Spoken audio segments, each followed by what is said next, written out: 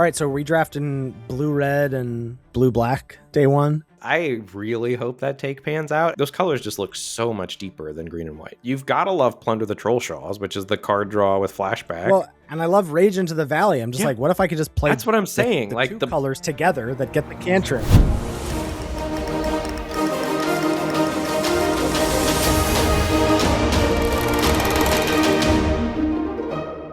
Hello, everyone, and welcome to another episode of Lords of Limited. My name is Ben Morney, and joining me on the line, as always, Mr. Ethan Large Bear Sachs.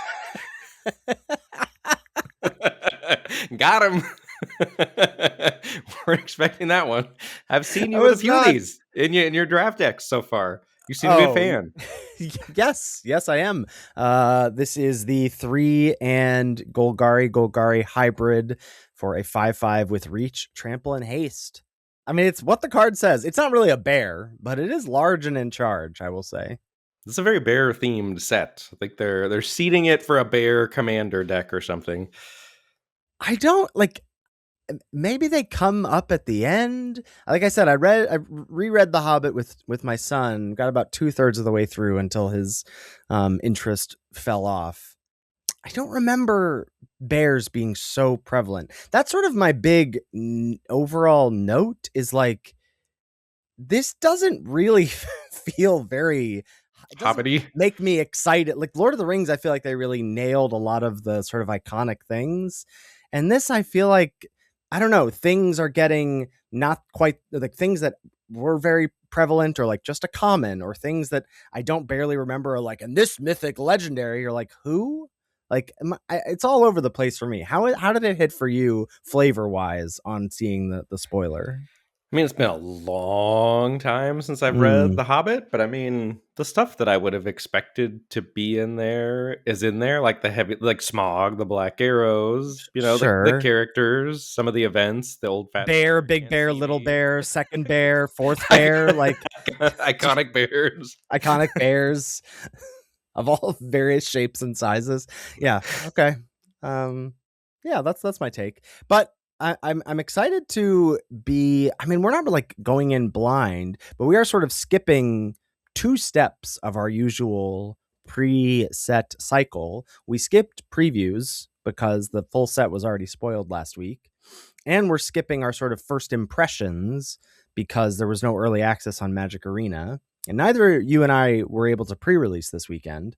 So we're kind of going in blind. So maybe our listeners will have a leg up on us. If they've pre-released and gotten their hands on the cards, they'll just be shouting at their screen or their phone like, no, this card's great.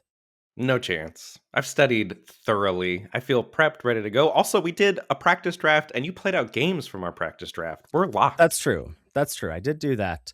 We are locked with the takes. So it's Crash Course season. Welcome all. It's a small set, hopefully the last small set in a while, but a set nonetheless that we are going to have to dive into. So here's what is going to happen today. We're going to go over the format in sort of broad strokes, talk about the new and returning mechanics, talk about the archetypes and their signposts, what the color pairs are trying to do ostensibly according to Wizards of the Coast.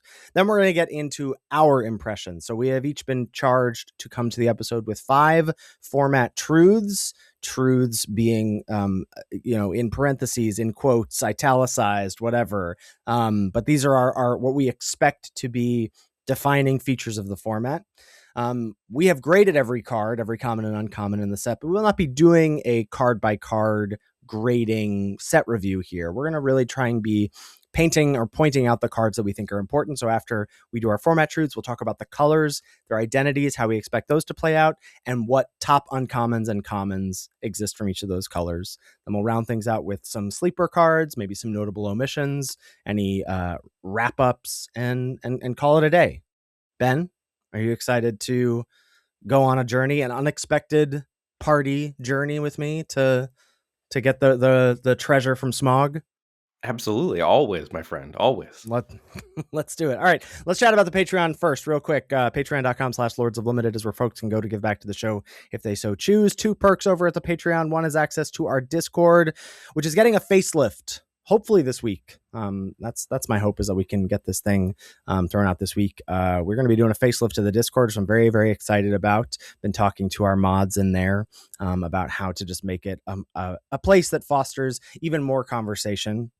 I feel like we maybe have splintered things a little bit too much. So we're going to bring things back to a cohesive nature. I'm very excited about that. And then at higher reward tiers, you get access to not only this episode a day early ad free, but also access to our weekly bonus episode of Lords Unlimited, where this week we're each going to be talking about 10 weird rares from the set. Maybe not weird. Sometimes they're just busted, broken rares, but we're going to be talking about 10 rares each. I've got a second rotisserie draft that I'm in the process of doing that I want to tell Ben about, and he can tell me why I've been making all the wrong picks, and maybe some movies and TV chat. I don't know, who's to say, but that's what we got going on over the Patreon.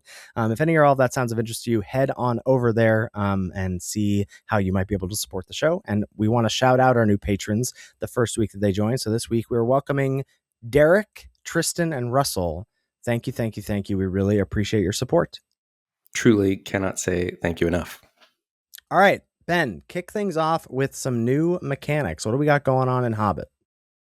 Storied is up first, which is a static ability that says if you control 3 or more artifacts, legendaries, and or sagas, you have an enduring story for the rest of the game. So this is kind of like Historic from OG Dominaria. It's counting those same types, but you got to have 3 of them. So it kind of works like the City's Blessing, where like as long as you've got something on the battlefield that says Storied, and then you meet the criteria of 3 or more artifacts, legendary sagas, you are storied for the rest of the game. Much like City's Blessing can never go away, storied works the same way. So our example card here is Thorin Oakenshield, which is red-white for a 3/2 uncommon legendary dwarf noble with trample. Got storied, and says as long as you have an enduring story, artifacts and creatures you control have ward 1. Yeah, what's your take on Storied? Like, I know this might be getting into spoiling format truths territory, but I think we can weave things in as we talk about them here. What do you think? How prevalent is Storied going to be for you? I think it is going to be impossible to stop. Like once you get something on the battlefield that has storied, you only need 2 other things that are an artifact or a legendary, and everything is a legendary in this set, including and treasures and exist.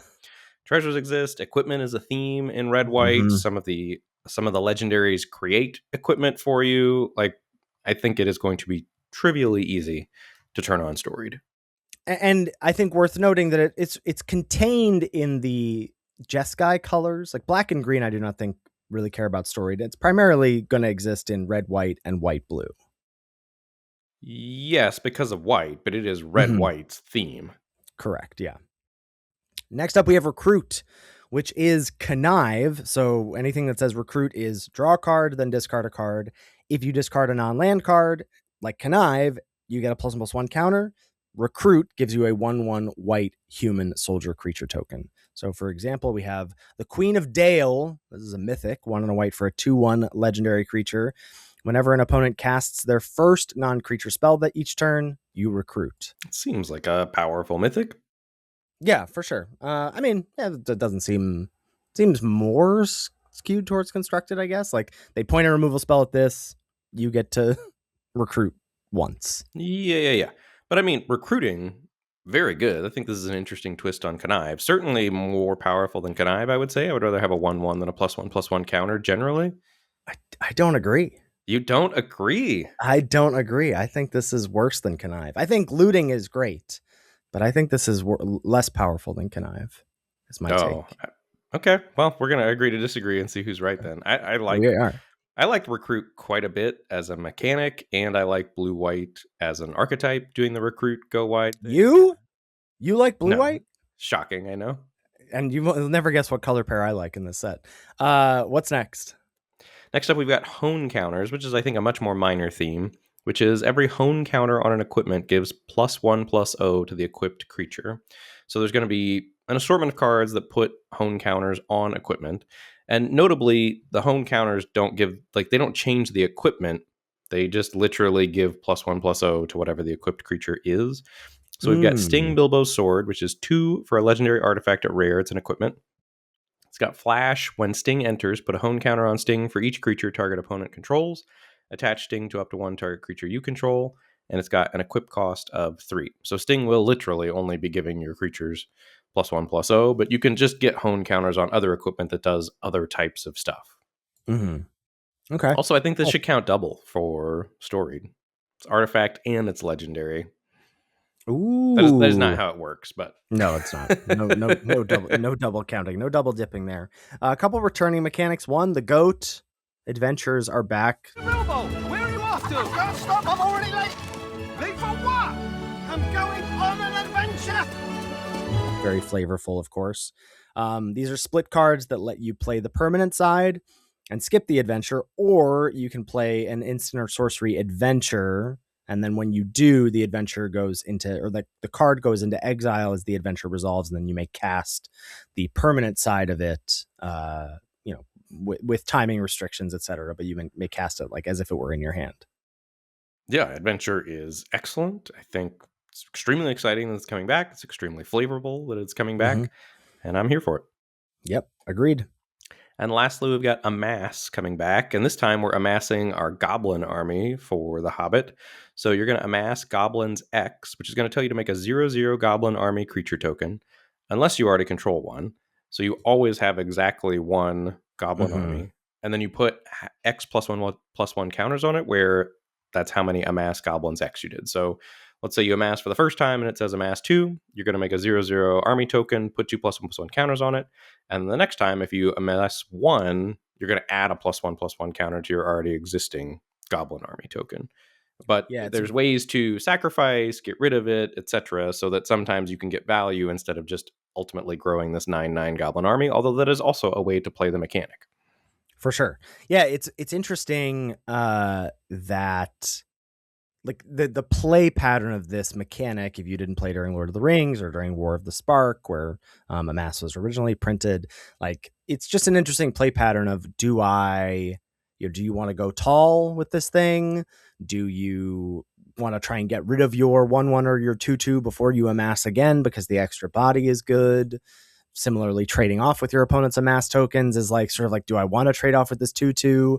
And then that leaves the door open for them to be able to amass 2 again and get a fresh 2/2 body, etc. Amass is a very cool mechanic. Yep. Support for today's episode comes from Square, the business platform that helps sellers become neighborhood favorites. Whether you're gearing up for a busy season or just trying to keep up with everyday demand, Square keeps your business running smoothly, from payments and POS to online orders, inventory, staff, and more, all in one place so you can focus on your customers, not your to-do list. It is peak farmers market season in Pittsburgh, and I love getting out with the whole family on a Saturday morning to get some fresh, high-quality ingredients and support local businesses. But as much as I love farmers markets, I hate the different payment options that each vendor has. Cash only, Venmo, blood sacrifice. It's the Wild West out there. But thankfully, for my cashless wallet, more and more businesses I see are switching to Square, which means I get to buy what I want without hitting the ATM. Square now offers 3 clear plans, free, plus, and premium, so you can pick the tools you need and grow into more when you're ready. Whether you're starting out and growing fast, their plans are designed to be simple, transparent, and flexible, and the team at Square will be there to help you along the way. Square helps you run your business more smoothly, bringing payments, operations, and insights together in one place so you're ready for whatever's next. Right now, listeners can get up to $200 off Square hardware when you sign up at square.com/go/LOL. That's square.com/go/LOL. Get started with Square and build a setup that works the way you do. All right, that brings us on to the draft archetypes. Only 5, as we are in small set land. First up is blue-white humans. Recruit to draw your second card and create human soldier tokens to defend Lake Town. So 3 signposts per archetype, right? We've got an uncommon hybrid, and a common hybrid. So first up is Bard the Bowman. This is 1 white blue for a 1/3 with reach. And whenever you draw your second card each turn, put a +1/+1 counter on target creature. It gains lifelink until end of turn. Yeah, this card is, I think, quite strong. It's a little understated at 3 mana 1/3 reach, but as soon as you recruit once, you can turn it into a 2/4 reach. You can put the counter other places. I like this card. Yeah, I really wish that this could recruit itself. Like, even just if when it attacked, you could recruit. I'm a little worried that it's too understated and anemic. That's my my take on this card. I know you're higher on this card, I think, than I am. Yeah, it's like a B-. Mostly I just like blue-white as a deck, and I think you'll be happy to put Bard the Bowman in a blue-white deck. Makes sense. Next up is Eagle's Rescue. This is the hybrid uncommon. This is 2 Azorius for an uncommon aura. It says enchanted creature gets +2/+2 and has flying. And then you can also pay 2 Azorius to return it from the graveyard to the battlefield, attached to target creature you control with power 1 or less. So presumably those recruits that you're making. And you can activate that only as a sorcery. So this is great to pitch to recruit and then stick on a recruit. Like, works very well with the deck. Yeah, that's the dream, right? Pitch this, get your 1/1, and then you basically get to cast this for free or have this in play for free. But that's a lot of work for a 4-mana 3/3 flyer, which is also not a great Magic card these days. Phantom Monster's a little washed. Yeah, but you also got to draw a card off your recruit. Yeah, you're up a card. Okay, Phantom Monster, draw a card. I'm a little more interested. That should be good enough, I would say. And then the hybrid is Patient Instructor. It's 2 Azorius hybrid for a common 2/2 with Vigilance. When it enters, recruit. And I think it's worth noting. Yeah, very clean. I think it's worth noting that, like, I don't think recruit is, well, it's tough because I think recruit, just draw a card, discard a card, tacked onto a creature, regardless of if you get a 1/1, it's just good. Like, card selection is good. But I think the recruit mechanic itself, like, even though this is hybrid, this really does want to live in blue-white specifically, maybe in red-white if you're doing the go-wide stuff. I'm a little skeptical of this. Like, you're not playing this in your blue-green elves deck, for example. Never. No. Yeah. Okay. Takes us on to red-black, which is red-black goblins. Build up your goblin army token with a mass and get scrappy by sacrificing creatures and artifacts. Yeah. First up is Bolg of the North. It's 3 black-red for a 5/5. When it enters, you may sack another creature. When you do, Bolg deals damage equal to that creature's power to another target creature. And if excess damage was dealt this way, you amass Goblin's X, where X is that excess damage. This card is excellent. I think one of the best, or maybe the best uncommons in the set. Yes. You don't have to tell me twice. Yeah. So that card is great. Red black as an archetype also just looks extremely juiced from what I can tell. I don't know what your thoughts are. Yeah, but I'm trying to. You've always got eyes for red black. I know. But as a non-red black stan, red black looks extremely juiced in this format. Red black looks very good to me. Black looks very good to me, but I feel like that's my song and dance every Crash Course, and I'm really trying to temper it. But I'm wondering if the broken clock is finally right today. So we'll see. There you go. So our hybrid uncommon is Fearsome Goblin Pair. This is 2 and a Rakdos for an uncommon 1/1 Goblin Soldier, and when this creature dies, amass Goblins 4. Amass 4 is large. It's a big boy. And then the common I really like, Goblin Plate Mail. This is 1 and Rakdos hybrid for an equipment. When it enters, you amass Goblins 1, then attach this equipment to the amassed army. Equipped creature gets +1/+0 and has menace, and it's got an equip cost of 4. This card is dumb. This card is bonkers good. It's really good. It's insanely good.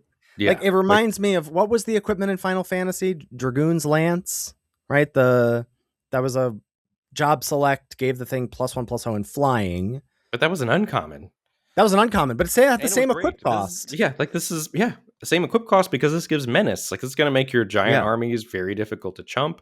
Goblin Plate Mail is really good. I would say one of the best commons. All right, next up, we've got Green-Black Wolves, which has a ferocious mechanic. With the ferocious mechanic, your army of wargs and woodland creatures is focused on power 4 or greater. So first up is the Chief Warg, 2 black-green for a 3/3 legendary wolf. It's got menace. And ferocious, whenever you attack while you control a creature with power 4 or greater, you draw a card and lose a life. Notably not whenever this creature attacks, just whenever you attack. So you could potentially get this trigger the turn you cast it. But also notably, this doesn't have 4 power. Why'd they have to do green-black dirty? Like, this could have been such a good card if they just made it like a 4/2 or something. Like, you don't even have to make it a 4/4. But just let yourself definitely get the trigger the turn this comes down, and it helps green-black as an archetype so much. Why does this bother you, but Bard the Bowman, which has a similar problem of only half supporting the archetype, not bothering you? because Bard the Bowman is in a functional archetype. Like blue-white recruit is gonna be functional. It gets to play good, cheap, efficient cards. It gets a mechanic that is good and smooth. Green-black always has this tension. We talked about it in the green-black archetype deep dive of green wanting to do a thing and black wanting to do a different thing, and them not marrying well together as a result. And green-black is definitely suffering from that in this format. Green wants to play a big game, creatures power 4 or greater. Black wants to play a small game with resource denial. I am not a red-black believer, and I think the Chief Warg not being a 4x of however they wanted to do it is a tough look for green-black. But the next card has 4 power. The next card has more than 4 power. This is the namesake card of the episode, Large Bear. This is 3 Golgari for a 5/5 bear, uncommon. Reach, trample, haste, a big boy. It's really big. I mean, yeah, extrapolating from like 2 matches that I played in the Magic Online early access, but Large Bear was large and in charge. And then the common is Duskwatch Hunter. It's 2 in Golgari hybrid for a 3/1.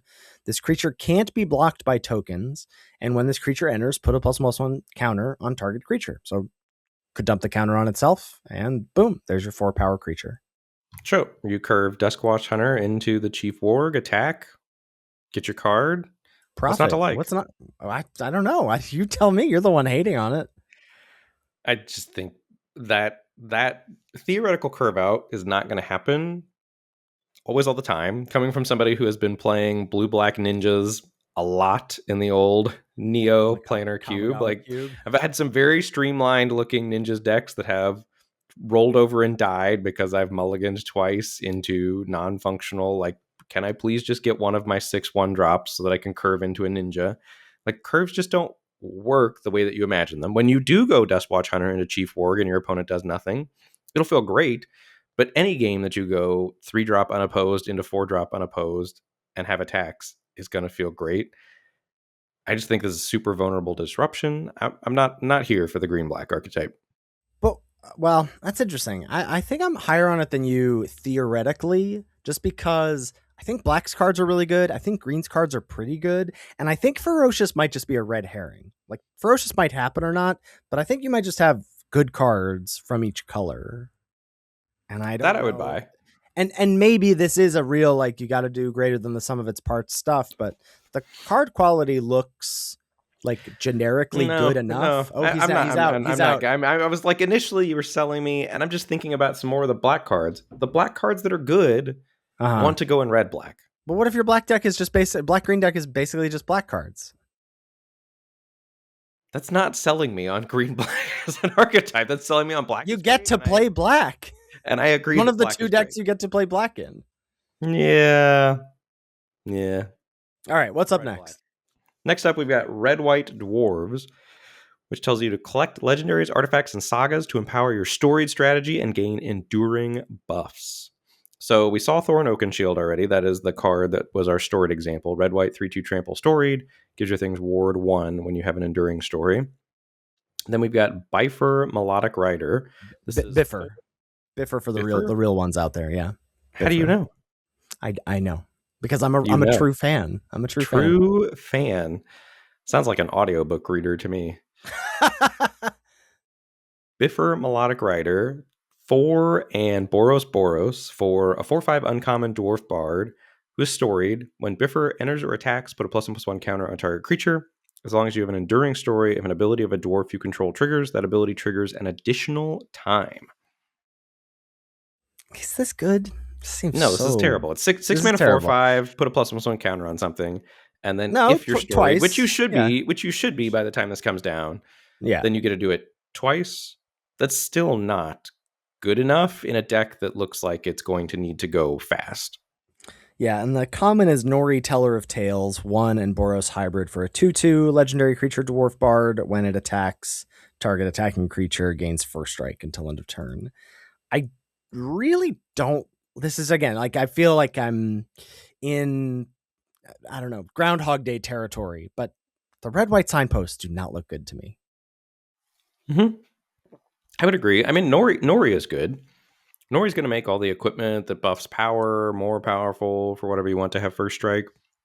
Nori being a legend at common in the color pair that wants to have legends and wants to attack, I like Nori. Like, if you just think of Nori as a 2-mana 2/2 first strike legendary, which it could be, that's a good card for red-white. Yeah, I guess, but like not a like, whoa, this is gonna be like one of the best commons in your deck. Like, this is a C-.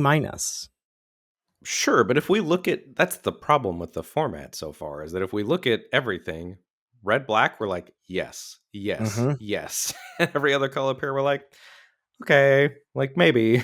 Like, it's just so clear to me that red black gets the best cards. Okay. Lastly, we've got blue-green elves. Accelerate your mana growth for late game payoffs, but keep the pressure on with landfall triggers. Some sweet looking signposts in my mind. We've got Sylvan Reveler, 2 green blue for a 3/2. When this creature enters, draw a card, then discard a card. If you discard a land card this way, put it from your graveyard onto the battlefield tapped. And it has landfall. Whenever a land you control enters, you can pay 1 green blue, and if you do, return this card from your graveyard to your hand. I think this card's really good. Yeah, this card's insanely strong.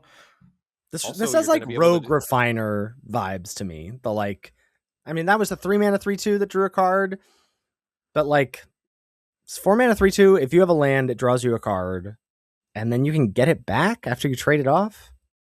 Well, or you can pitch it to recruit, get it back later in the game. There's tons of different play patterns with this card. It's very strong. It is slow, but assuming you get to the late game and are stable, this card will grind through the late game for you. Next up, we've got Thranduil Sindarin Liege. This is 2 and Simic. There it is. I was trying to think of the word. 2 Simic for a 2/3 uncommon. Other elves you control get +1/+1. Landfall, whenever a land you control enters, create a 1/1 green elf creature token. And then it's got an adventure, which is Sylvan Rally for 1 Simic. Mill 4 cards and put up to 2 land cards from among them into your hand. I also really like this card.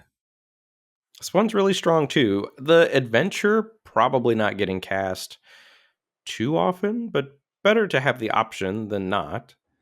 Doing nothing on turn 3 is a tough sell. I mean, but assuming that you've played a 2-drop and then like are missing my 3 land drops, yeah. Sure. Yeah. I agree. This is better to have the option than not. But I'm just like trying to picture playing against a black-red deck and my turn 3 play being Sylvan Rally, and I think that is asking for a boatload of trouble. But is this a powerful card? Absolutely.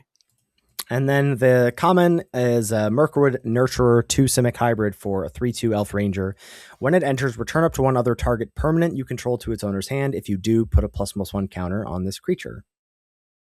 There's not like a ton of ETBs to rebuy on. Presumably it's land, I will say. Like for landfall, right? That's the joke. Elves are landfall. Oh, that's the joke, is to get back a land. Okay. Yeah. Which again, you're not doing on turn 3, but I suppose it's nice to have the option to do later on. Correct. Or, I mean, there's some aura-based removal that you could maybe get your stuff out from under, like a blue. There's a blue claustrophobia variant. Yeah, which I'm not buying. I'm selling on that card going into the format. Selling, huh? Yeah. Okay, that's the. I mean, we got our takes in there, but that's the sort of the generic overview. If you didn't play, if you didn't see the spoilers, if you haven't been up on what's going on in the format, those are the archetypes. Those are the new mechanics. Now let's get into our takes, our truths for the format. Ben, you want to kick us off? I will gladly kick us off. This is where the takes are coming. You thought we got some takes out earlier. No. Takes are coming now. Format truth number 1. The Hobbit is Lord of the Rings 2.0 in terms of color power rankings. Coming in first, hot and bothered, black is looking very strong. In second, red. In third, blue, but much like Lord of the Rings, I'm secretly going to think blue is better than red and black because I think it is extremely deep at common.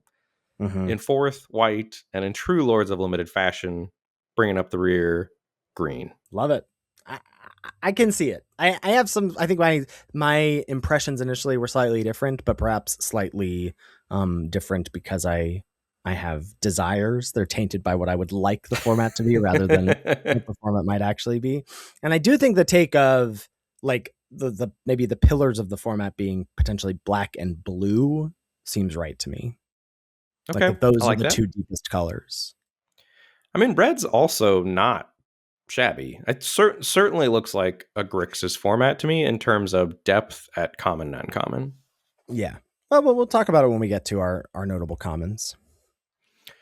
Number 2, the official Lords of Limited Archetype power rankings. Sorry to speak for you, my friend. Don't lump me in here. Okay. All right, my official Lords of Limited Archetype power rankings. In first place, red black, strong first for red black. Second, blue white. Third, blue green. In fourth place, red white with the qualifier of if the format is hyper aggressive, I do like red white a bit more.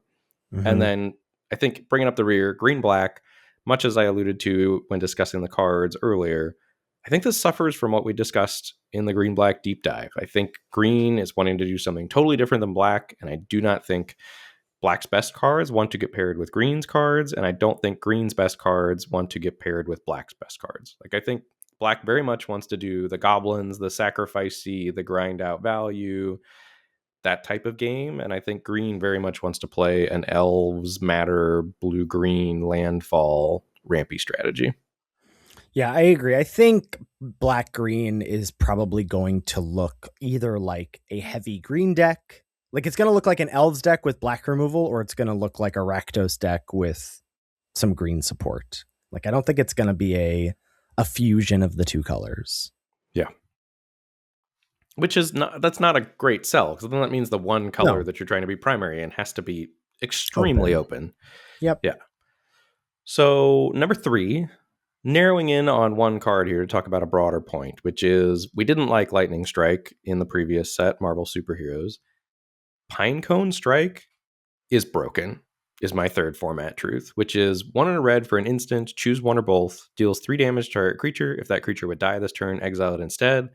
Or destroy target artifact token, which will be gravy, but I think this card looks incredibly good, and I think it is as good here as Lightning Strike was bad in Marvel Superheroes. There's an interesting thread. Have you seen Sierkowitz's thread about creature stats and how removal lines up against the creature stats? I have not. So basically what he's saying is that there's, and not that he's saying, like he did an analysis, this is all factual stuff about power and toughness and removal and things, but that there's, like, if you look at bell curves of sets, there's like a plethora of X2s in the Hobbit compared to other formats. Like it's way an outlier on like an inverse bell curve. And so there's a ton of X2s, and then there's not many X3s. I think I'm saying that right. And then there's a bunch more X4s. But basically the conclusions he was drawing from that was that you're going to be trading down on removal a lot. Like there's a lot of cheap X2s and removal's a little more expensive.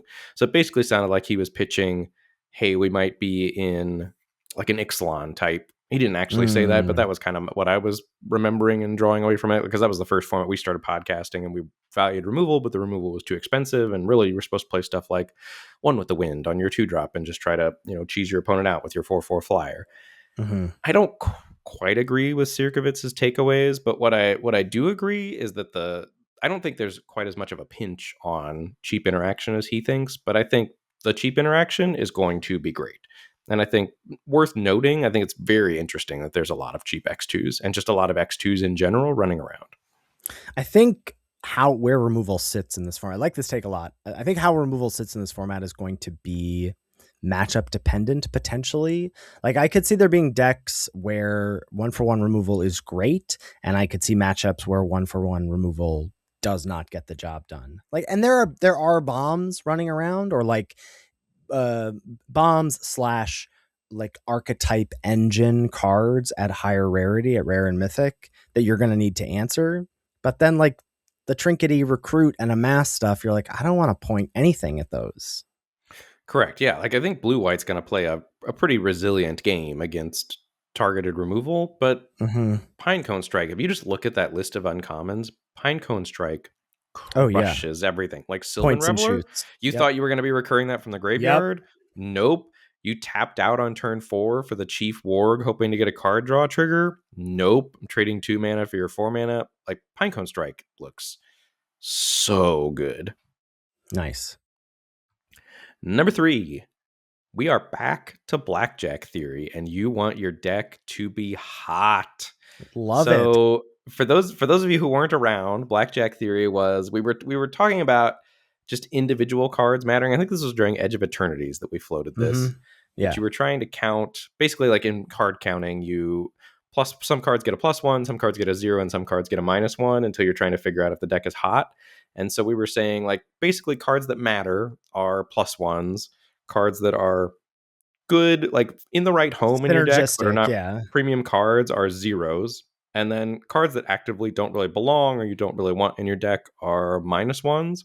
And I think when I look at the spoiler and when I grade cards, like cards very clearly go in one of those 3 buckets to me of power level. And I think there's a lot of cards that are bad/meh in the format. And I think you're really wanting to avoid those, or at least if they're on the meh side or the synergy meh side, like you want to make sure there's 0s in your deck and not -1s. Love this. Love this take. And number 5, because of Blackjack Theory, you're going to be able to play off-color decks, especially blue-red and blue-black, because I think that's how juiced the Grixis cards are. Interesting. Oh, I like this take too, especially because there's like the reason you wouldn't want to do this or wouldn't be able to do this is like, I mean, I know Secrets of Strixhaven wasn't a small set, but there were like 10 gold cards at common or uncommon for each color pair. So it was basically impossible to do an off supported color pair. But correct. But here they're hybrids. There's 2 hybrids. You're giving up 1 card per color pair, and they're mostly not great outside of the red-black one. And I think that one is splashable. Oh, this is my favorite take of all. Just because it gets me excited that maybe we'll be able to format. Paint outside the lines a little bit. Yeah. So that's my hope as well. So I brought the takes, brought them hot and fresh. Love it. All right. My format truths. Number 1, Hobbit will be a resource war. I think it's interesting because as I was looking through my impressions from playing the few games that I did on Thursday was that 2-for-1s were impactful. I was like, every time someone did it, I was like, yep, that feels real to me. Like, whatever, even the 2-drop in black that makes you discard a card, or, you know, the 3-mana 2/2 in black, or Bilbo in blue that comes in and draws a card. Like, they felt impactful. And so I was like, maybe they're scarce. And then looking through the spoiler, they're not scarce. Like there are quite a few 2-for-1s in the sense of whatever equipment that come with an amass token or whatever, like things that are multiple pieces of cardboard. But I don't think that's going to reduce their impact. I think 2-for-1s are abundant and impactful. I agree. I mean, I haven't played the games. I watched your games play out some, but I'm very high on those, especially those common 2-for-1s in blue and black. Number 2, we already alluded to this, but I said you can't stop storied, so don't try. And not to say that you don't have to like move towards it in draft, like make some specific pick orders to try and make sure your storied count is up. But I'd assume both red, white and blue, white players will get there. So just like, don't try and pick off their legendary if they're 2 out of 3 away from getting storied. Like I just don't stop it.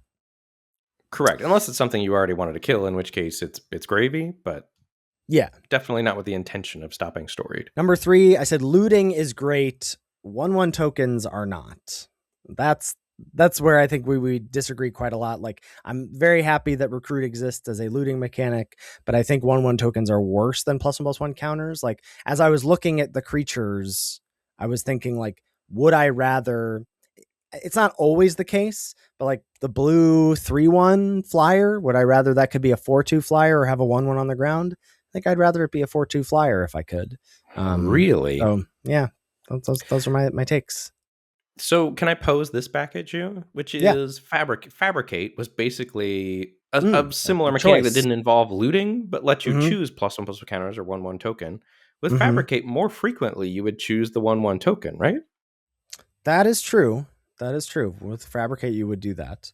But I think like that also, you know, Fabricate gave you a 1/1 artifact in a format that cared about artifacts more.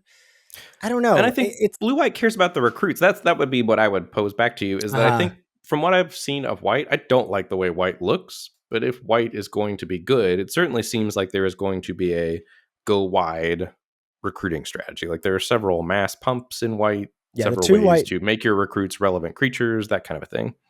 White has two common ways to mass pump your team. It has a 4 mana +2/+1 to the team, and it has a sorcery speed for that you can flash back for 5 mana. So it works with recruit in that you can pitch it. Then it's a flashback spell that sits there, and you pay 5 mana to put a +1/+1 counter on all of your creatures. Yeah, I guess remains to be seen. But my initial take was I felt like the 1/1 tokens weren't doing a ton. But maybe you're right. Maybe Connive is better. Number 4. The Hobbit is a lot more about creature types than the commons let on. I think looking through the spoilers at just the commons and uncommons, it's very easy to be like, who's elves, who's wolves? You get the dwarves theme, fine. You don't really get the humans theme. Then you look at the rares and you're like, oh, this is where the reason to do creature types exists. Which is nice, because that's going to make it feel tribal all the time. Correct. And number 5, I think the format will boil down to grindy black decks versus assertive white decks. Though I'm wondering now if is it grindy black decks versus powerful blue decks. Not sure, but well, I think I don't think black is grindy. To me, black sits like green black elves did in Lorwyn Eclipsed, where it got to play both the best early game and the best late game. Like I think black gets to do it all. Like if you're curving out with the goblin equipment that's a 2/1 menace, and then you're amassing, like that is putting pressure on your opponent, but you also just get great cards that are going to let you compete in the late game as well. So I think black gets to do it all. And then I do think blue decks are trixier, want to play for the late game, accrue card advantage. There's a lot of good card advantage blue cards. Great. Well, maybe white gets left by the wayside, which would be fine by me. All right, shall we dive into the colors and talk about some individual cards we want to highlight? Let's do. All right, kicking things off with white. What did you have to say about white? Not a lot of positive. I said white's commons look severely underpowered compared to the other colors. There's a bit of a go wide theme happening. And then in terms of uncommons, this was a theme for many of the colors, but felt like white only had 2 real uncommons to me, and the rest were pretty meh. And it seems like white is more focused on red-white at uncommon than it is blue-white. Yeah. I mean, a theme across the board for me was I was more excited about the commons than the uncommons. Like I thought about that being a format truth for me, that like commons are back or whatever. But I feel like I've done that enough before that it didn't seem unique enough here. But I did find the uncommons mostly ho-hum, but the uncommons, I have long lists of both notable and sleeper commons. I had a lot of commons that I was excited to talk about. So in the uncommons, the first uncommon I have is Celebrate the Mountain King. Pretty straightforward here. 3 and a white for an enchantment.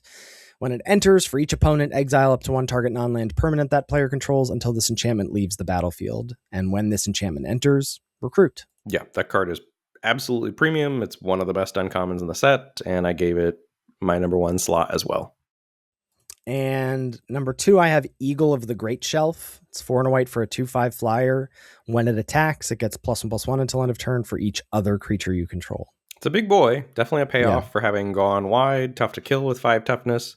I went with a cheaper card that I thought played into what white was wanting to do a little bit earlier, which is Iron Hill's Blacksmith. This is 1 and a white for a 1/1 with double strike. When this creature enters, create a colorless equipment named Axe. With equipped creature gets +1/+0 and equip 2.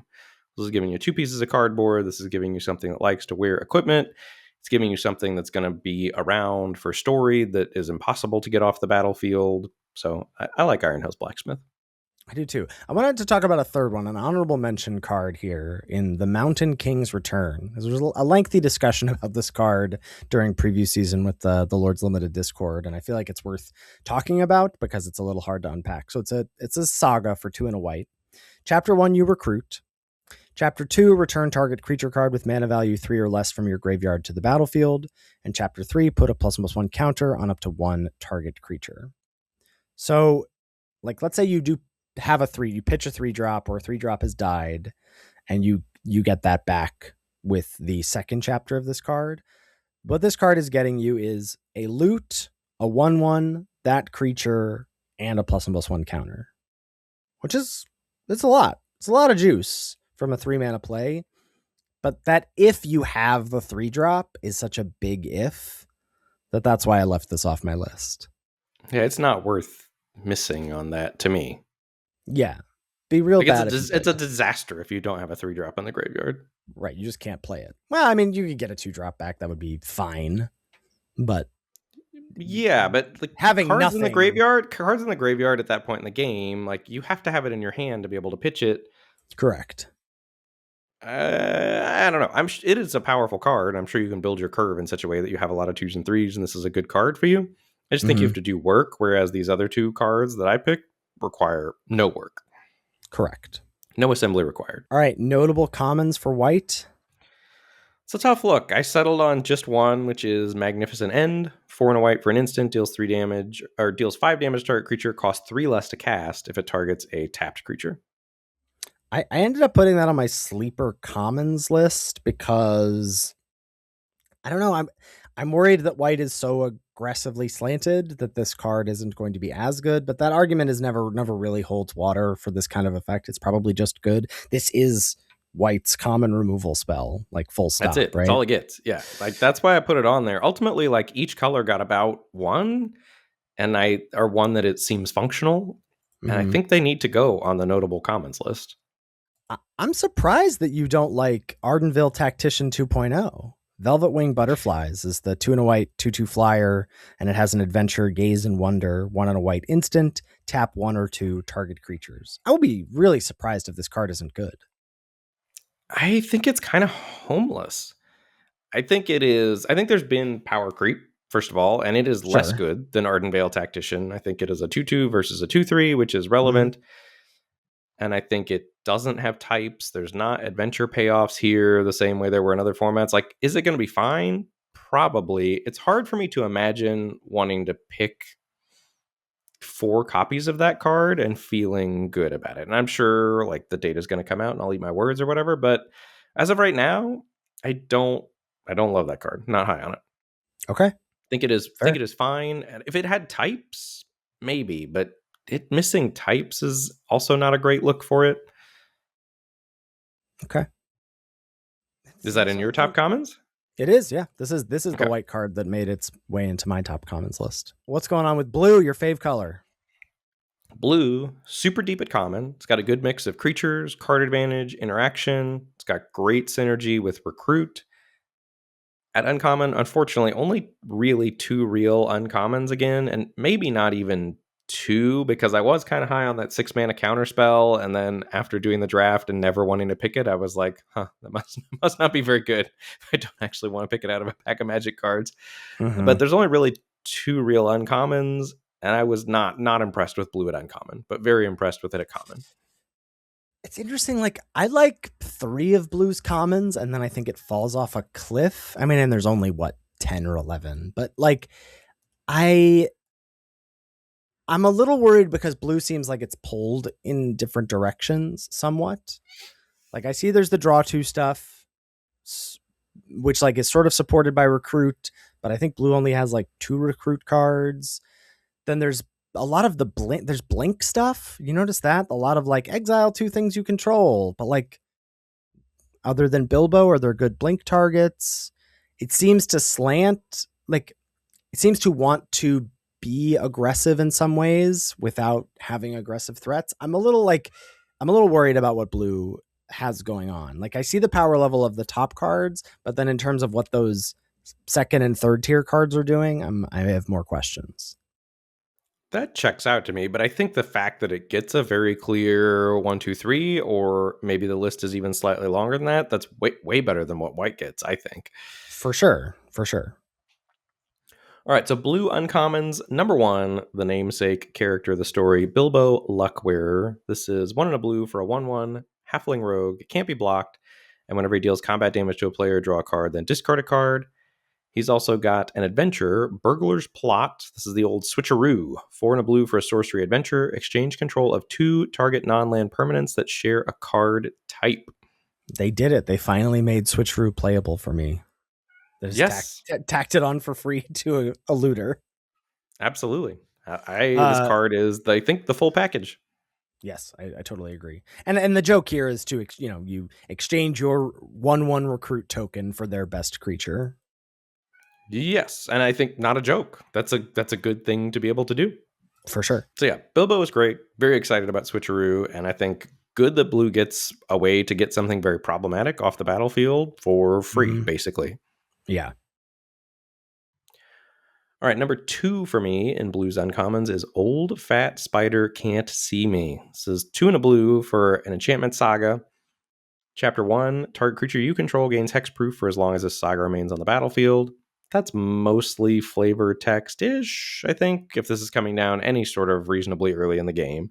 Number 2, this one is where it starts to be relevant. Prevent all damage that would be dealt by up to one target creature for as long as this saga remains on the battlefield. So you can stop your opponent's best threat for a few turns. And then chapters 3 and 4, draw a card. Yeah, I mean, it's not quite divination, because divination, you kind of want the burst of cards a lot of times, but it is the same mana cost. You do get the 2 cards eventually, plus a little extra something. I think the later in the game this comes down, kind of the better, unless what you're really trying to do is refill your hand. I also had this as my second. We have the same 1 and 2 blue uncommons, but I would have loved something a little better than Old Fat Spider Can't See Me to put on my list. I agree. I don't love Blue's Uncommons. Blue's Commons, though, perhaps the best of the bunch. Bilbo Baggins Burglar. 2 and a blue for a 2/1. Legendary creature Halfling Rogue. When it enters, draw a card. And it has an adventure. Take a glance for a single blue sorcery. Scry 2. I mean, that card's juiced. Could be an uncommon. And the fact that it's common is awesome for Blue. Yeah. That Bilbo, I think, is better than Bilbo Luckwear. I think is better than the uncommon Bilbo. Ooh, yeah, probably. I mean, just get the card straight up. Yeah, and Preordain. You're just never going to have a non-functional draw when Bilbo Baggins Burglar is in your opener. It's not Preordain. It just scries. I mean, but the whole card, but it's giving you the scry to make sure that you get a functional draw, and then you're going to stick this 2/1, you're going to be up a card. Bilbo Baggins Burglar is, I think the format goes Pinecone Strike 1, Bilbo Baggins Burglar 2, in terms of common power rankings. Yeah, and maybe they're reversed. It wouldn't shock me if Bilbo's ahead of Pinecone Strike. I would put Bilbo number 1. I just think take a glance on turn 1 is going to feel oppressive. You're just going to be like, cool, must be nice. Yeah. All right. Also from Blue, I have Plunder the Trollshaws. This is 1 and a blue instant. Draw a card. If the spell was cast from a graveyard, draw 2 cards instead. It's got flashback for 3 and a blue. It's an instant. It's going to be great to pitch to recruit. This card is the full package. Yes. I also really like Plunder the Trollshaws for the exact reason of pitch it to recruit or pitch it to Bilbo Luckwear or whatever. Get it in your graveyard and then have a draw 2 hanging out. And then I have a third blue common on my notables list. It's Uneasy Partings. 3 and a blue for an instant. Target creature's owner puts it on their choice of the top or bottom of their library, and it costs 1 less to cast if it targets an attacking non-token creature. Yeah, that card's good. I left it off my list. I think it's a little expensive for the types of threats you're going to want to be interacting with to not get them totally gone, but I can see it. What do you like? You have the enchantment on there? I think that card stinks. No, I've got a better card. I'm gonna make recruit come fully together for you here. Okay. My last blue common, which this is my hottest take, but I like where I'm putting my hot take, is Lakeshore Apothecary in the top blue commons. This is 1 and a blue for a 1/2 vigilance. When you draw your second card each turn, put a +1/+1 counter on this creature. I think this has major Sahagin vibes, and I think it's going to turn all of your recruits into make the recruit plus get a +1/+1 counter on this creature, and as vigilance, it is going to be the battlefield bully. Okay, I'm here for it. Love it. I think Blue's got lots of great ways to draw cards, and I think Lakeshore Apothecary really is going to tie the room together in the blue-white recruit decks. Well, and it's what it's got going for it is it's a non-legendary common that you can load up on. There you go. Yeah. Well, Bilbo also kind of solves that problem for himself, because at least the second copy you can take a glance and have him chill in exile. Sure. Until the first one dies. Right, exactly. Moving on to what we think is the best color, black. Black, yeah. I know we don't have the same number one here. I have Gollum the Abandoned. Oh, I should tell you what I think about black first. Excuse me. I said I'm scared to say it, but it seems like the best color to me. Has 4+ banger commons, strong synergistic themes, and lots of 2-for-1s. Yeah, black is great. I said black works in red black at common. There's not much for green black. It gets 4 real uncommons, which is nice after blue and white seeming to struggle at uncommon. And I am still not a believer in green black at all. Yeah. So my first common is Gollum the Abandoned, or first uncommon rather. 1 on a black for a 2/2. It can't block. When it enters, exile up to 1 target card from an opponent's graveyard. Each opponent loses 2 life. And you can pay 2 mana, sack an artifact or creature, return this card from your graveyard to your hand, activate only as a sorcery. I just think this thing kind of hits like a truck on turn 2, like deals damage. Exiling flashback spells is going to feel extremely oppressive when you think you're like doing it with recruit or whatever and pitching a spell you want to cast, and this gets to nab it. And I think the threat of recursion is quite real in terms of just when this coming in and making you lose 2 is big. And it's not like this is on turn 2, this can get in for 2-4 damage before they can eat it, Sure, yeah. I mean, it's not going to nab something the first time around if it's coming down on turn 2. No, but they still lose 2 life. Oh. Yeah. I don't think I had realized that about the card. Yeah, this is very strong. It's a lot of damage. It's a lot of damage. Okay, I like it. And my number 2 is Down to Goblin Town. 2 in a black for a saga, chapter 1. Target opponent reveals their hand. You choose a non-land card from it. That player discards that card. Chapter 2, Amass Goblins 1. And chapters 3 and 4, target opponent loses 1 life and you gain 1 life. Yeah, Toll of the Invasion plus. Also in my number 2 slot, that card is quite strong. My number 1 is different. It is Gnashing of Teeth. This is 1 black for a sorcery. Choose 1, target creature gets -5/-5 until end of turn. If that creature would die this turn, exile it instead. Also, you can choose to give creatures target player controls -1/-1 until end of turn. Like, why does black get to wreck all of blue-white's work in 1 card for free at no cost? Like, this is absolutely premium. Is going to be super annoying to play against. Yeah. Sweep up the 1/1s or all the X1s. Can also do it post combat to finish things off as well. Like, I really like that card. Yeah, black's uncommons look pushed. All right, black's commons. I almost wanted to leave this one off, but that felt, I don't know, irresponsible. But Bilbo's Deadly Slice is black's common I'm least excited about that I put on my list. It's 1 black for an instant, destroy target creature. I did leave it off. Murder's washed. Murder's washed. I think that's a fine take. You know what isn't washed is, what was it called? Phyrexian Rager, baby. Well, Phyrexian Rager, sure. We can talk about Phyrexian Rager. Rage into the Valley. 2 in a black sorcery. You draw a card and lose a life and amass Goblins 2. Love that card. What's not to like? I mean, just love this card. Ravenous Rats is back. Stony Voiced Goblins. 1 in a black 1/1. Goblin Bard. When this enters, each opponent discards a card. And I am buying on Ravenous Rats in this format. I think so. That's on the notable commons list for you. That's on notable commons for me. I think this is really good. I think so. Flashback being in the set makes these effects worse, like because then when you get to just pitch a spell that's why I left it off. Yeah, but I think this has relevant types. Sacrifice is a real theme, so having this as something to sacrifice is good. And there's equipment running around, so you get to turn this into a real body. Those 3 outweigh the fact that there's 4 flashback cards in the set for me. I buy that. And for those of you in the audio audience who are missing YouTube, during that pause there, I got a Dikembe Mutombo finger wag from Ethan. Not in my house. Stony Voiced Goblins is good. And then Crude Bent Blade is on my notable commons list as well. This is 2 in a black for an equipment.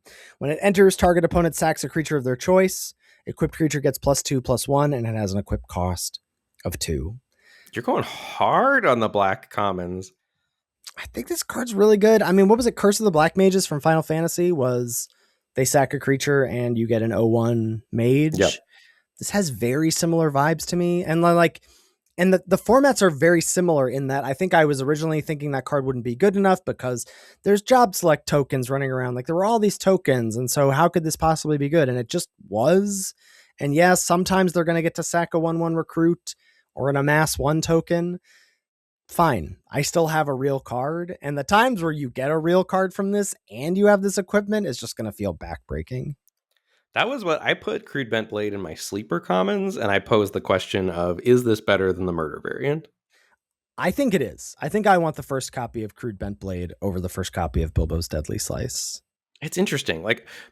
And then the other question I want to pose to you is, at the end of a draft, you think you're happy with 3 copies of Crude Bent Blade?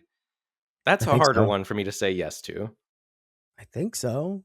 I mean, I guess the Curse of the Black Mages from Final Fantasy, like they sort of chained together well because the O1s then drained them off of subsequent ones, and this one doesn't do anything on its own. But like, correct. That's my feeling, is that like the first Crude Bent Blade that you get that's an equipment is going to feel much better than the second and third copies. But I guess it just depends what my creature count is. Like, how many bodies do I have? I'm going to be thrilled to curve Stony Voiced Goblins into Crude Bent Blade, the whole format. Sure. Like, yeah. I like Crude Bent Blade, to be clear. I'm just asking some of the questions that I asked myself for why it didn't make my notable commons, and I think it was close to making that list for me. And I do think I like the take that it's better than murder. Yeah, I think so. Any other black cards that we missed before moving on? That's it for me. I only had Rage on my list. All right. Red. For red, I said seems split down the middle with Goblin and Dwarf support, and slightly awkward to me that there's not much overlap. Like, I don't think that either half is bad, but I wonder about like wanting to start red. Like black, and I guess even blue in some senses, I feel like if I start in those colors, all the colors cards work well with each other in a way. And red, I feel like you either have to decide, are you Goblins red or Dwarf red? I agree. Yeah, that certainly checks out to me. But I think, again, red's cards, certainly it's commons. It's very deep at common. I think its commons want to go in red-black more than they want to go in red-white. Yeah. Okay. Red's uncommons. Number 1 for me, I said Misty Mountains Raider. It's 4 and a red for a 4/4 Goblin Soldier. Whenever you attack, amass Goblins 2. This is worse than versions of this that we've seen in the past, because often this, when you attack effect tacked onto a 5/5 or a 5-drop exists in red, the thing has haste. So this doesn't have haste, so it's not going to be able to enable things by itself. But I think still this is a really strong card. That didn't make my list, but it's good. And then in the number 2 spot, I have Snow Slope Hunter, 2 and a red for a 2/3 Goblin Ranger. And you sack another creature or artifact, exile the top card of your library. You may play it until the end of your next turn. Activate only during your turn and only once each turn. Yeah, that card is great and was in my number 2 slot as well. What was your number 1? My number 1 was Bothersome Noisemaker. 1 and a red for a 2/2 at uncommon. Whenever you cast a non-creature spell, amass Goblins 1.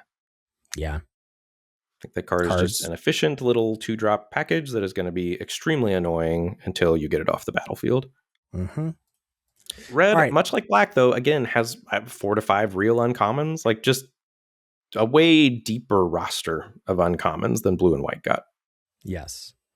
All right, so we've talked about Pinecone Strike, which is the only notable red common on my list. I have plenty in my sleeper commons list, but it sounds like you want to give some love to red outside of Pinecone Strike.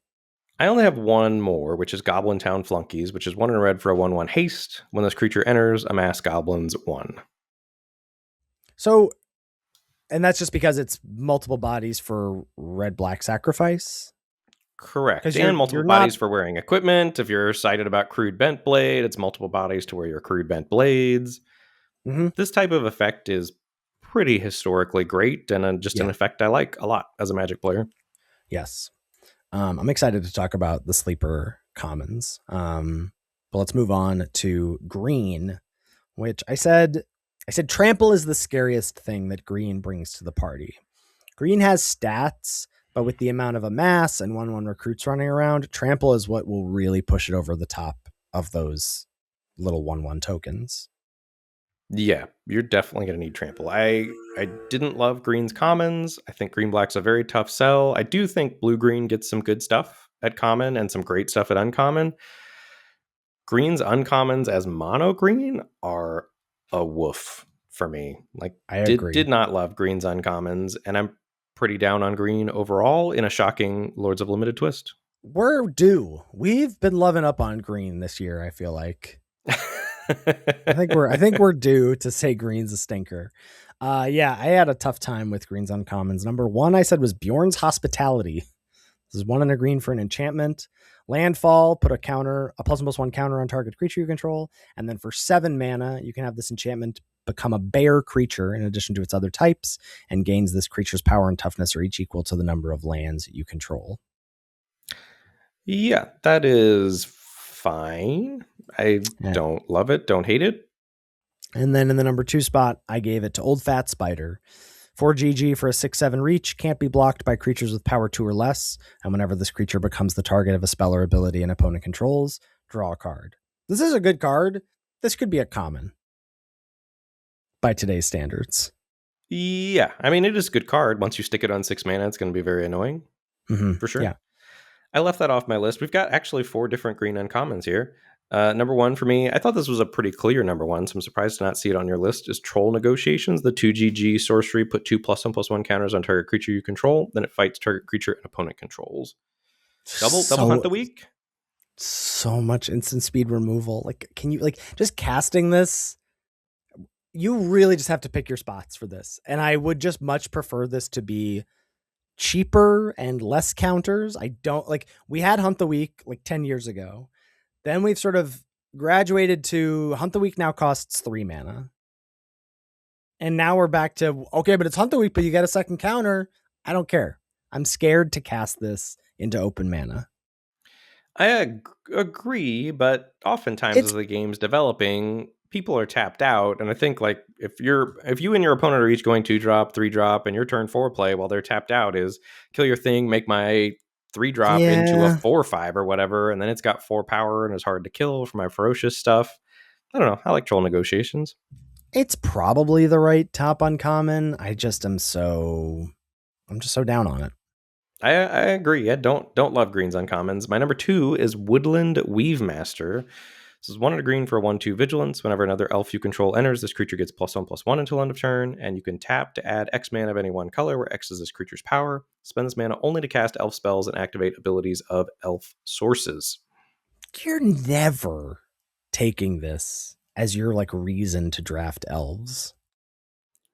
I agree. I said I didn't like greens uncommons. This is a C+ at best. But I mean, it could get some explosive starts, much like Smoke Breaker or whatever it was for elementals in whatever. Like, you can play a 3-drop elf and then tap this for another 2-drop elf, and then crack in for whatever, crack in for 2. I don't know. Seems like it does maybe some stuff. Quarrel made my list of commons. The 1 and a green instant, target creature you control deals damage equal to its power to target creature and opponent controls. Yes. I kind of wanted to put whatever medium bear on there, the 4 mana 4/5. That seems sus. But I left it off. So yeah, only Quarrel made my list. Oh, I got Wood Elves on there, baby. 2 and a green for a 1/1. When it enters, search your library for a forest card, put that onto the battlefield, then shuffle.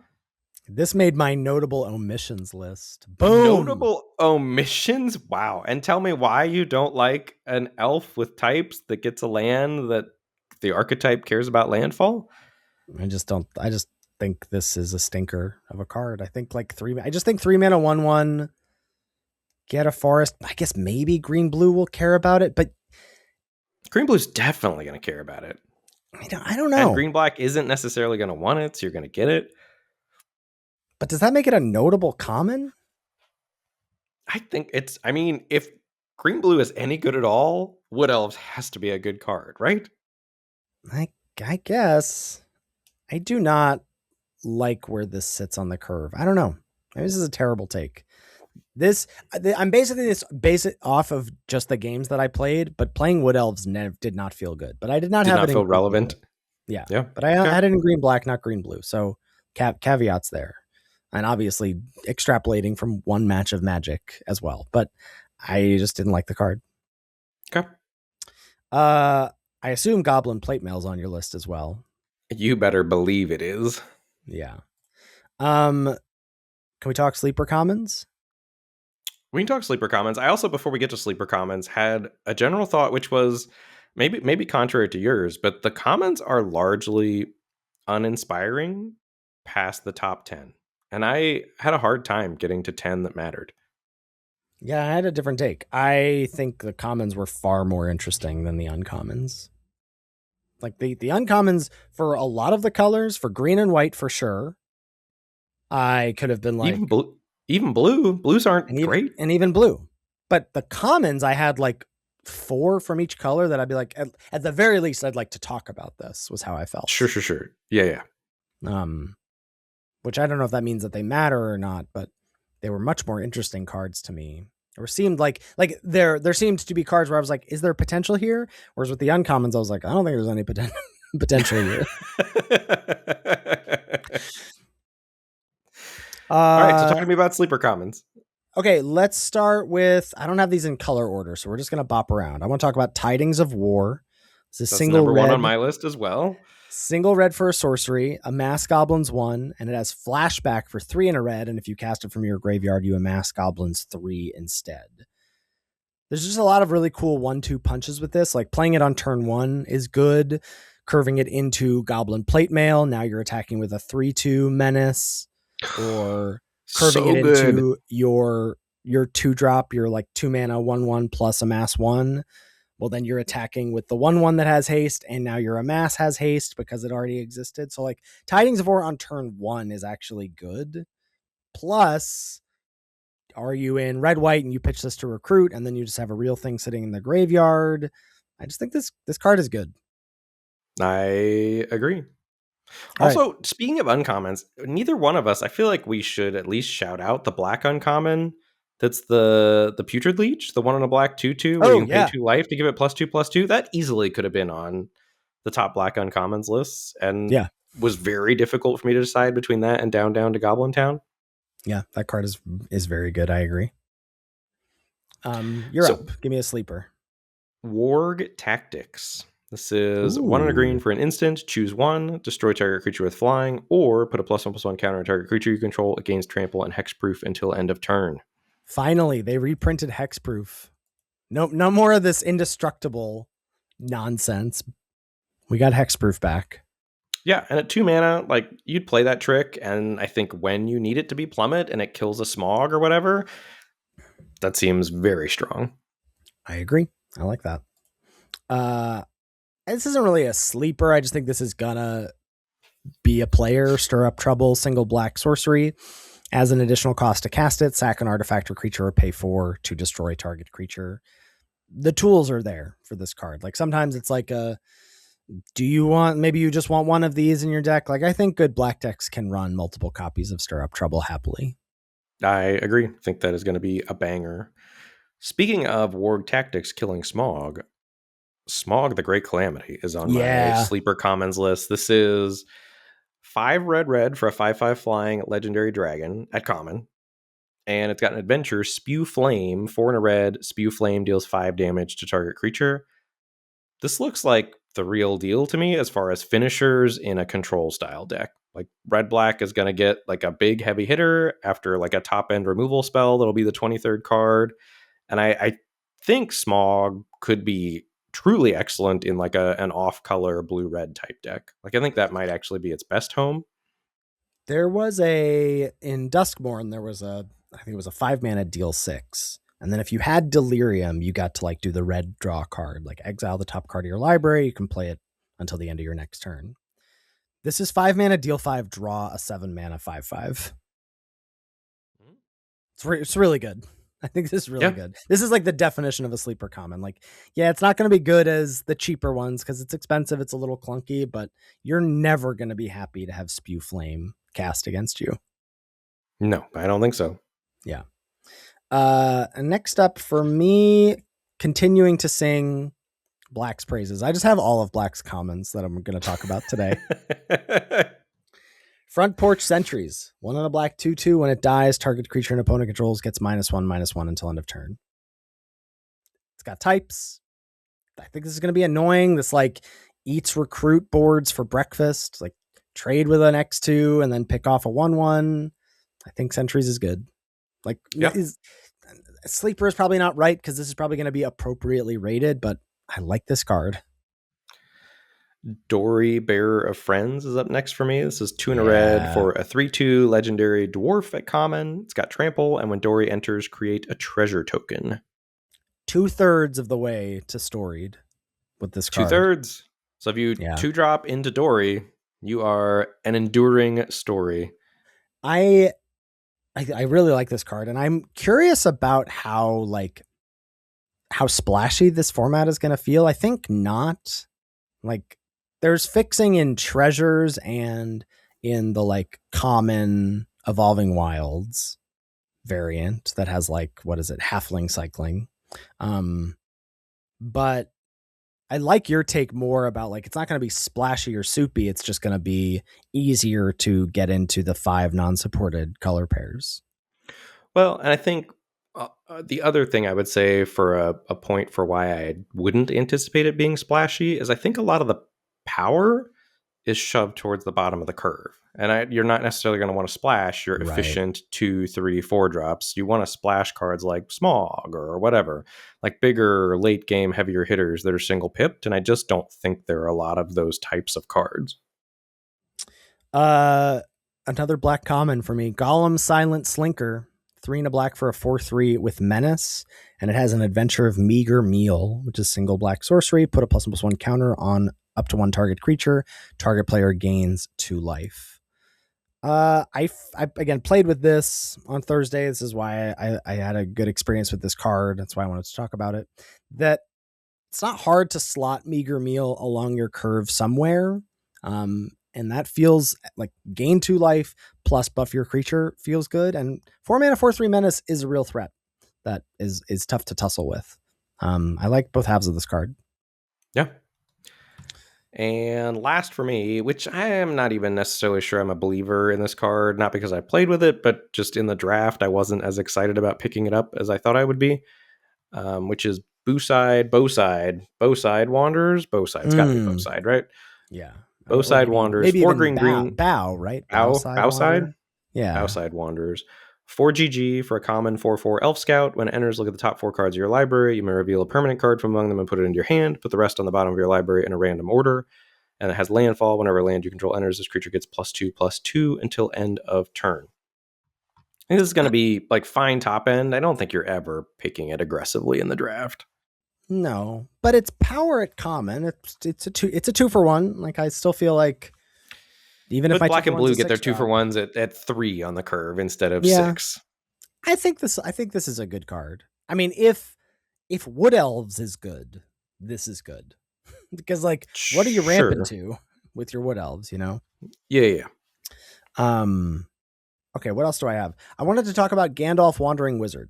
4 and a blue for a 4/5 with Ward 3. And you can pay 6 to have Gandalf's owner shuffle him into their library and draw 3 cards. You're just out. I'm out. I don't think this card's good. But it's Gandalf. It is Gandalf. They wouldn't put Gandalf on a bad card. I think they did him dirty. I don't think Gandalf is great here. I think 5 mana, 4/5 Ward 3 is not very good. And I think the buyout clause of shuffling him in and drawing 3 cards, like where is his home? Blue-white doesn't want him. Blue-green doesn't really want him. Like blue-green. Bowside Wanderers is Bowside Wanderers is better than Gandalf and blue-green. Well, but you go Wood Elves on 3, Gandalf on 4, Bowside on 5. How many Gandalfs are you running? 1. Yeah, I'm out on this card. Sorry. But Gandalf sort of... Well, no, I guess it doesn't really stop you from decking because you shuffle him in, but then draw 3. So you're losing that decking race. All right, never mind. The other one I wanted to just throw out there, like white has the go wide stuff with white is real, right? We've got 3 ways at common to buff your team. I think the best being Dwarven Provisioner, the 1 and a white 2/2 dwarf, and has an activated ability of 3 and a white creatures you control get +1/+1 until end of turn. I think that's a real card. Yeah, in the go I wide decks. agree. That's a good card. The question is, white. The go wide thing is clearly supported in white. The question mark for me is, does it just get to compete? Like, that is finicky. Assembling a bunch of tokens and pumping a bunch of tokens. Like, what red black looks like it gets to do is just going to happen over and over and over and over again, very consistently and very powerfully. So the question for me about not a white is not, is the support there? It's, is it good enough? That's the question for me. Yeah, it's a question worth giving. And I have 2 notable missions. I said one of them was Wood Elves, and the other one is Enchanted River's Grasp. This is the 2 and a blue aura. And when this aura enters, tap enchanted creature and remove all counters from it. That kills the amass token if you put it on that. Enchanted creature loses all abilities and doesn't untap during its controller's untap step. I just think there's enough bounce, and certainly blue has bounce, self bounce, and switcheroo, and black has tons of sacrifice. I just think this is not good. I'm here for that. I think that's probably a good take. I do like how they elegantly solved the amass thing with the remove all counters from it, because that used to be like, well, is there a pacifism and I'm going to be stuck with all my amass being terrible for the rest of the game? Like, that's a very elegant solution to that problem. Right. I think they in the past have been like, you can't put it on a thing that has +1/+1 counters to like work around that. All right. I think the last thing we're missing is top multicolor cards. Oh, yeah. I have some multicolor uncommons. I do too. You called me correctly. Large Bear is my number 1. There we go. Got him. My number 2 is Thranduil, the Sindarian Liege. That's the 2 Simic 2/3 Elf Lord, landfall, make a 1/1 elf, and then has the adventure that lets you mill 4 and put 2 lands from among them into your hand. And Bolg of the North, the 3 black red 5/5. When it enters, you can sack another creature. If you do, it deals damage equal to that creature's power to another target creature. Thranduil just seems like Pinecone Strike bait to me. I mean, it's a powerful card, and you're going to run it, but like, give me Dies to Doomblade. Pinecone Strike is so good in this format. It's so good. But yeah, I like all 3 of those. For me, I have Bolg of the North as my number 1, which is the 5/5 sack a thing. I have Sylvan Reveler as my number 2. That's the blue-green draw engine where you draw a discard. You can bring lands back. You can bring it back. Does all the stuff. We talked about it earlier. And in the number 3 slot, I had a hard time finding a number 3, and I kind of like Blue-White Recruit as a deck, so I put Bard the Bowman. 1 blue-white for a 1/3 reach. When you draw your second card each turn, put a +1/+1 counter on target creature. It gains lifelink until end of turn. No Large Bear love, though. Sad I mean, I like Large Bear. Large Bear should probably be on there instead of Bard the Bowman. Large Bear hits like a truck. I think I would like Large Bear more if it were 3 black instead of 3 gold guard. You like Sylvan Reveler. I like Thranduil. Like, Large Bear is good. Like, the signposts for green blue being good, like, bodes well for green blue. If you like Wood Elves, if Wood Elves ends up being good, and my take is trash, I don't know. Elves is good. All right, so we drafting blue red and blue black day 1. That is, I really hope that take pans out, and I actually have a fair amount of belief that it's going to be. I don't know how frequent it's going to be, but not that it's going to be totally wrong to do. Yeah, those colors just look so much deeper than green and white. Like, I love Bilbo as a 3 mana draw card creature. You love Bilbo. You've got to love Plunder the Trollshaws, which is the card draw with flashback. Well, and I love Rage into the Valley. I'm just like, what if I could just play the 2 colors together? That's what I'm saying. Like it sounds pretty great. Forcing blue black day 1. Let's go. All right, you heard it here first, folks. Anything else? We leave it on the field. What's your excitement level? That's a very dangerous question to ask on a public podcast forum, but I mean, I think my honest answer is that I don't think this is going to have a lot of depth or complexity. I think it looks pretty core set-ish, and I think the good cards are pretty obviously good.